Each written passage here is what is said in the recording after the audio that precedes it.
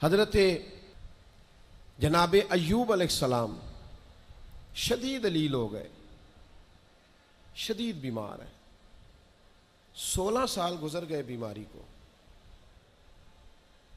तो आपकी अहलिया ने एक दिन आपसे कहा, अल्लाह के नबी हैं, दुआ ही मांग लें, अल्लाह शिफा दे दे। तो जनाब अय्यूब अलैहिस्सलाम अपनी अहलिया से फरमाने लगे, शिफा कितना अरसा रही है? उन्होंने कहा 60 साल। फरमाया बीमारी को कितना अरसा हुआ? का 16 साल। फरमाने लगे ज़रा बीमारी को भी 60 हो लेने दे, फिर दुआ मांग लेंगे। हो लेने दे ज़रा 60 साल। अल्लाह की रज़ा पे राज़ी रहने का फैसला किया।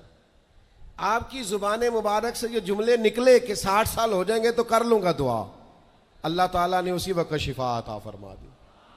ठीक हो गए जनाब अय्यूब। कुछ दिन गुजरे ना,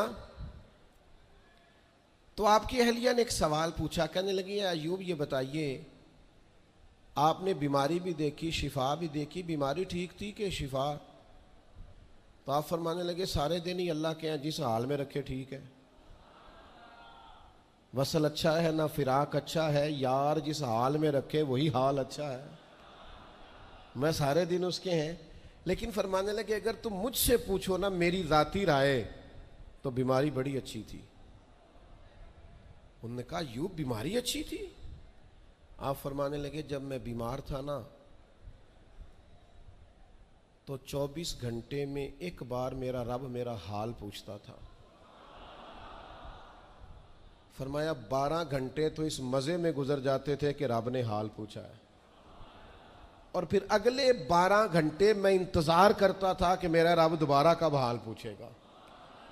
तो मैं 24 घंटों की लज्जत नहीं बता सकता जो उसके हाल पूछने से तारी होती। तो फरमाया, शिफा तो मिल गई है, पर अब वो हाल तो नहीं ना पूछता। अब वो ओ मेरे भाई, इस बीमारी में जो लज्जतें हैं, जो करम नवाजियां हैं, जो रहमतें, उनको भी तो देखें। अपने करीम रब की रजा पे राजी तो रहे।